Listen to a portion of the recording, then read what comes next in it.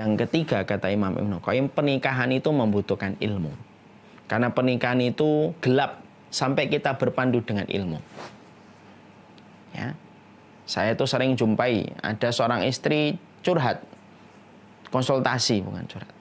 Ustadz, suami saya itu ngucapin cerai sudah hampir 30 kali semenjak pernikahan, itu gimana? Saya itu langsung bingung saya.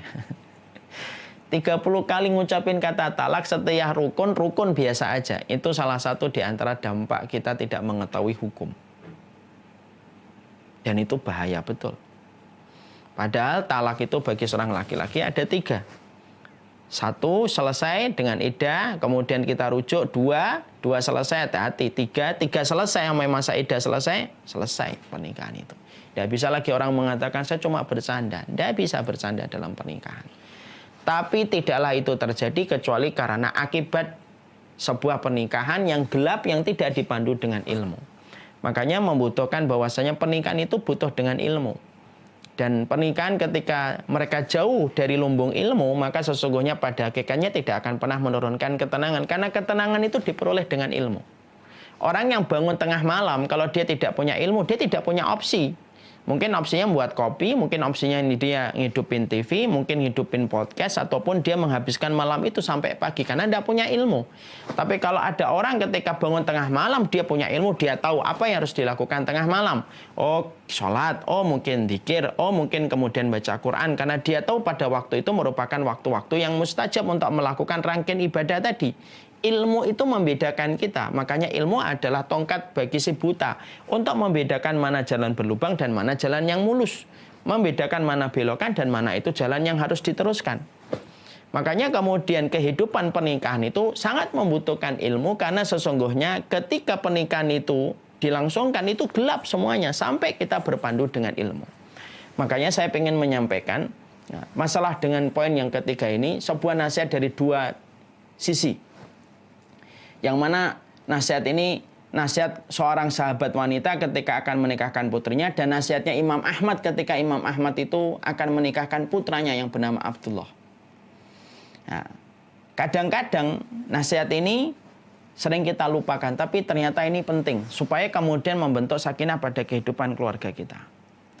Maka ada seorang sahabat wanita itu namanya Umamah bintul Haris ketika akan menikahkan putrinya, maka beliau menyampaikan ilmunya. Dari perjalanan dia ketika berumah tangga, maka dia sampaikan kepada putrinya supaya putrinya ketika nanti menikah itu tahu ilmunya. Supaya kemudian tidak terjebak kepada kerusakan. Karena apa? Apapun tanpa ilmu itu pasti merusak.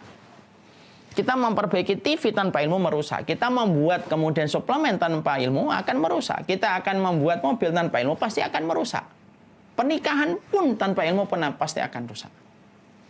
Makanya Umamah itu kemudian menyampaikan, Umamah bintul Haris menyampaikan kepada putrinya ketika putrinya akan menikah, rangkaian rumpun ilmu yang penting, sejatinya mungkin ringan, tapi begitu sering kita lupakan dalam pernikahan, di mana ini kemudian ingin kita bahas lagi sebentar, supaya setidaknya kita paham. Kenapa sakinah kadang-kadang jauh dari kita, kehidupan keluarga kita? Karena kita ilmunya kita lupakan, ilmunya kita bodohi, ilmunya kita tinggalkan karena ngikutin perasaan. Pada saat itulah sakinah tidak akan pernah turun. Maka ketika Umamah bintul Haris, nah ini bagi para distributor ummahat dan para wanita, ada nasihat yang disampaikan oleh Umamah bintul Haris kepada putrinya ketika putrinya akan menikah. Yang pertama, nak, nanti ketika kamu menikah, temanilah suamimu dengan qanaah. Yang pertama, qanaah, karena qanaah itu akan membuat lapang hatimu. Makanya para wanita ketika menikah pertama kali itu apa? Kalau engkau telah terima seorang laki-laki, bukan hanya kau terima bagaimana kelebihannya ketika masalah finansial, tapi kamu terima kekurangannya di dalam masalah finansial. Dengarlah dan taatlah kepada perintahnya. Itu yang pertama. Dan yang kedua, ya, makanya jihadnya seorang wanita itu bukan di Palestina, bukan di Suriah. Jihadnya seorang wanita itu adalah ketika dia itu qanaah dan taat kepada perintah suaminya. Dan maaf, musuh terbesarnya perempuan itu, kata para ulama, masyairuha. Musuh paling besar perempuan setelah syaitan ketika berumah tangga itu perasaannya. Makanya sampai kita mendengar perempuan itu tidak pernah salah. Itu karena ditekan oleh perasaannya yang kuat. Ya. Makanya kemudian akhirnya Umamah bintul Haris menyampaikan taatilah dan qanaah. Yang ketiga dan yang keempat, jaga hidungnya, jaga matanya. Supaya hidungnya tidak mencium sesuatu yang buruk dari dirimu, matanya supaya tidak melihat sesuatu yang buruk dalam dirimu. Ya, makanya kalau ada seorang wanita, dia menjaga dirinya supaya yang tercium darinya adalah sesuatu yang baik dan wangi. Bukan baik itu bukan hanya konotasinya itu wangi, tapi sesuatu yang baik dari tutur kata dan yang lainnya. Dan kemudian juga jaga matanya. Mari kita belajar sebentar para ibu-ibu dari kisahnya Ibunda Khadijah. Ibunda Khadijah itu kalau dilihat kecantikan fisiknya dibandingkan Ibunda Aisyah, dibandingkan Ibunda Maryam Qibtiyah, dibandingkan dengan Ibunda Zainab, maka sesungguhnya Ibunda Khadijah tidak secantik mereka. Pertanyaannya, kenapa Ibunda Khadijah tidak secantik mereka? Tapi pemenang hatinya Rasulullah itu adalah Ibunda Khadijah, yang notabene secara fisik tidak semenarik istri Rasulullah yang lainnya. Di situ kita mendapati karena sesungguhnya wanita yang paling berkorban untuk Rasulullah dan paling mengerti tentang Nabi Muhammad SAW dengan kebutuhannya itu adalah Ibunda Khadijah. Disitulah kita akhirnya paham. Orang kalau sudah menikah, fisik itu akan hilang, digantikan dengan attitude seorang istri kepada seorang suami. Dan itulah yang akan membekas dalam diri seorang laki-laki ketika mereka memiliki istri.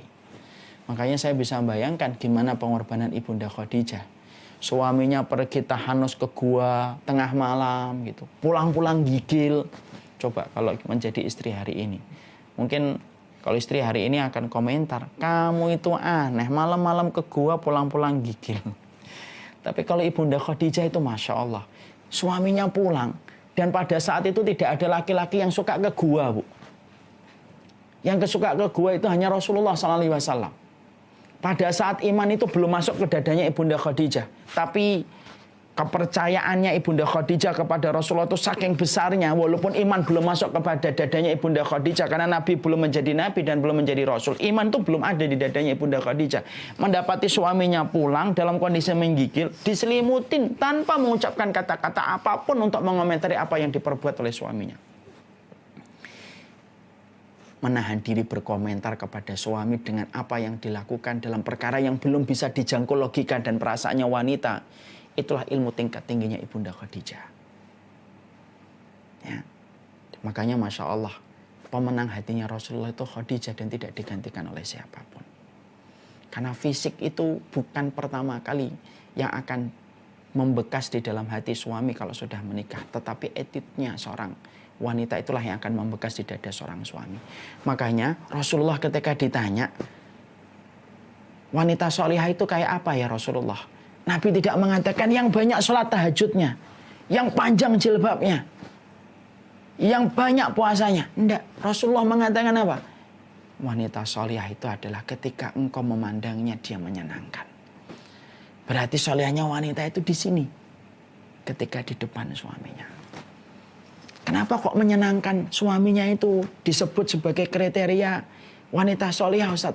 Karena ibu-ibu sadar atau tidak sadar, senyuman ibu di waktu pagi itu mempengaruhi seorang laki-laki ketika menjalani hari-harinya ketika sampai malam.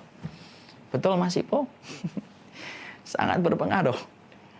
Makanya saya punya teman itu, ada salah satu pedagang akikah itu bilang, teman saya di Bekasi itu bilang, Ustaz, saya itu kalau istri saya pagi-pagi senyum, hari seberat apapun itu terasa ringan bagi saya. Tapi kalau saya pagi-pagi habis pulang sholat subuh, kemudian istri saya sudah bersungut-sungut, ya Allah, pengen saya tabrak tuh semua mobil yang ada di jalan. Makanya Masya Allah itu beliau bukan hanya sekedar cerita, tapi itulah kenyataan yang sejatinya terjadi. Makanya Rasulullah ketika ditanya, wanita solehah itu apa ya Rasulullah? Bukan yang banyak sholatnya, bukan yang kemudian jilbabnya, itu juga termasuk kriteria solihah. Tapi yang disebutkan Nabi ternyata bukan itu. Yang disebutkan Nabi, yang apabila engkau memandangnya menyenangkan. Makanya jihadnya wanita itu di sini. Makanya jujur ya, sekarang kalau boleh saya curhat dikit. Saya itu kalau dapetin istri saya sudah mulai agak ngambek dikit gitu. Saya ngomong, ayo dipakai peralatan jihadnya. Ayo dipoles no. Semua senjata-senjatanya untuk berjihad.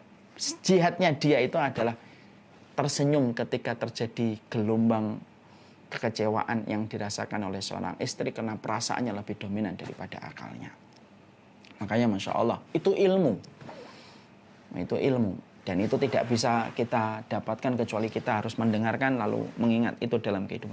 Cuma masalahnya banyak istri itu kadang-kadang kalau pas di kajian tahu betul ridho suami itu pintu surga. Tapi ketika sudah pulang, entah kenapa, itu menguap tanpa tersisa, mungkin tersangkut di pintu atau tersangkut di garasi. Sampai akhirnya dia lupa bahwasanya laki-laki yang sedang seliweran di depan matanya itu, di balik punggungnya itu adalah ada ridho surga, ada ridhonya Allah dan pintu 8 surga yang Allah janjikan. Makanya ibu-ibu, saya menyampaikan, taatlah kepada suami itu bukan karena suami. Karena ibu kalau taat kepada suami karena suami, ibu akan kecewa. Karena suami kita tidak akan pernah mampu memuaskan kita dalam setiap perkataan dan perbuatan. Tapi taatlah kepada suami itu karena ibu tahu balasannya adalah 8 pintu surga. Dan Allah mudahkan itu. Supaya ibu tidak perlu berjihad keluar dari rumah, memikul senjata yang membahayakan, atau menempuh rintangan yang berat, tidak perlu. Cukup tersenyum dan membuat ridho suamimu sampai engkau menutup mata. Maka itulah 8 pintu surga yang akan menanti. Saya ketika mendapati ibu meninggal dunia di ICU, bapak menangis. Saya tanya pertama kali kepada bapak saat itu, bapak ridho nggak kepada ibu? Bapak di sela isak tangisnya berkata, saya ridho sama ibumu nak, saya ridho sama ibumu. Nah, kata-kata itu yang insya Allah bisa menjadi sebab terbukanya 8 pintu surga.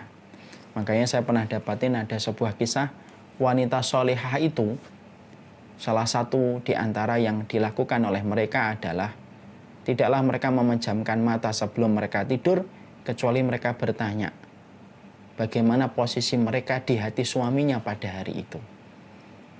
Kenapa mereka selalu melakukan itu sebelum mereka tidur?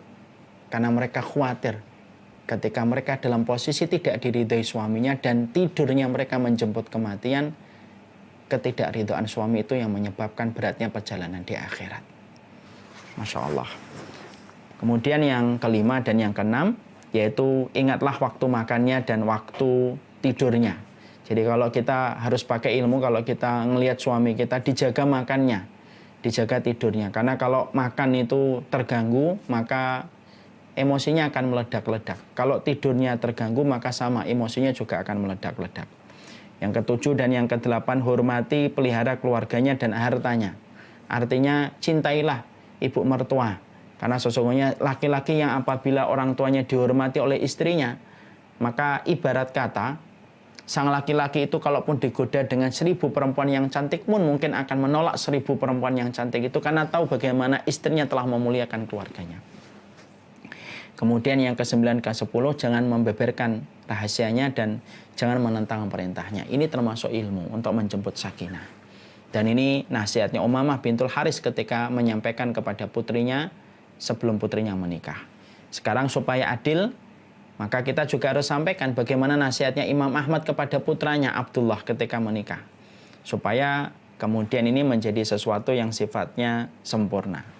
Maka yang pertama, nasihatnya Imam Ahmad, yang pertama itu adalah wanita itu menginginkan cinta, bukti cinta, dan menyukai pernyataan cinta. Maka bapak-bapak, ikhwan-ikhwan yang ada di sini, jangan hanya mengatakan saya ini kerja untuk membuktikan cinta saya. Karena perempuan itu kadang-kadang lupa bahwasanya ketika kita mengumpulkan rezeki untuk dia itu adalah rasa cinta kita, tapi dia membutuhkan pernyataan cinta. Makanya Imam Ahmad berkata kepada putranya Abdullah, jangan pelit untuk mengatakan cinta dan sayang kepada istrimu. Masya Allah. Makanya perempuan itu lemah di telinga, Pak. Kalau laki-laki itu kan lemah di mata. Makanya ketika perempuan itu lemah di telinga, betul kata Imam Ahmad, walaupun beliau bukan psikolog, tapi ulama itu memiliki satu pandangan yang tidak dimiliki oleh orang yang tidak punya ilmu. Beliau berkata, perempuan itu suka diberikan pernyataan cinta. Makanya dia berkata sama Abdullah, kalau kamu nanti nikah Abdullah, sering-sering muji istrimu, sering-sering menyebutkan cinta kepada istrimu. Makanya sampai-sampai sunnah menyampaikan kepada kita, boleh bohong kepada istri. Kenapa? Salah satunya untuk menyenangkan istrinya. Tapi maaf ya, jangan disalahgunakan hadis tersebut kecuali pada tempat yang tepat. Bohong dalam kondisi kebaikan. Kemudian yang ketiga, sesungguhnya wanita itu membenci laki-laki yang terlalu keras, tapi suka memanfaatkan laki-laki yang terlalu lembut. Berlakulah antara kelembutan dan ketegasan. Kalau kamu terlalu lembut, maka kamu nanti diinjek-injek dan dijajah. Kan banyak kan sekarang yang suami yang dijajah, kemerdekaannya telah hilang di atas muka bumi setelah dia menikah karena dia dijajah oleh istrinya. Maka kata Imam Ahmad, jangan terlalu keras. Karena wanita tidak ada yang suka terlalu keras laki-lakinya. Tapi jangan terlalu lembut, karena kamu akan dijajah. Karena perempuan tahu kalau laki-laki sudah terlalu lembek, maka dia akan naik posisinya dan dia akan menjajah suaminya. Sampai kita kenal sebuah istilah, suami takut istri. Nah, itu merupakan salah satu fitnah akhir zaman.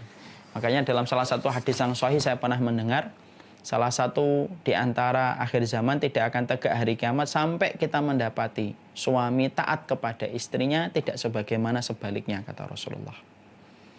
Makanya salah satu doa yang diajarkan Rasulullah kepada kita itu apa? Yaitu berlindung diri kepada istri yang membuat kita beruban sebelum waktunya. Nah, silahkan kalau ada yang beruban itu dilihat itu.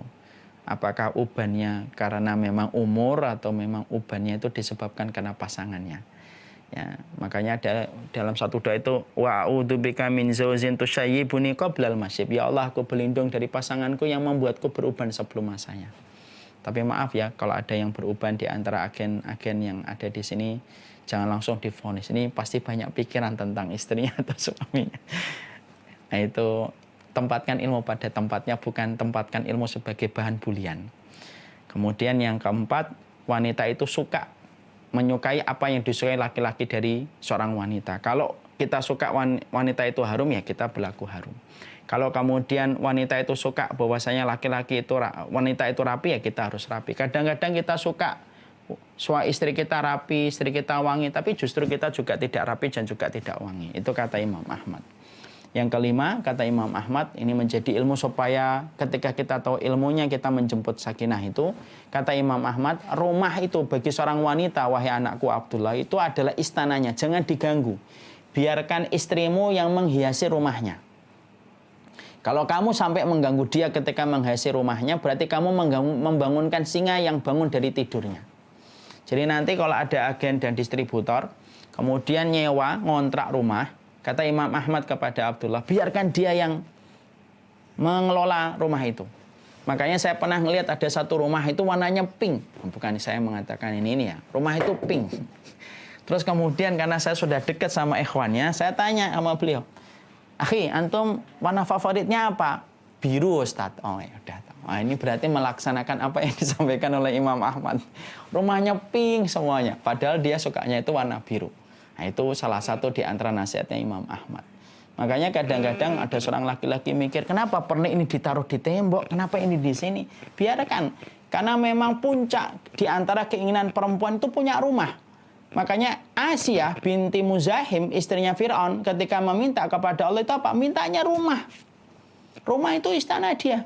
Laki-laki banyak di luar, yang paling banyak di rumah itu istri kita. Jangan kita yang sering di luar, urusan rumah kita yang atur sesuai kemampuan, sesuai kemauan kita. Salah.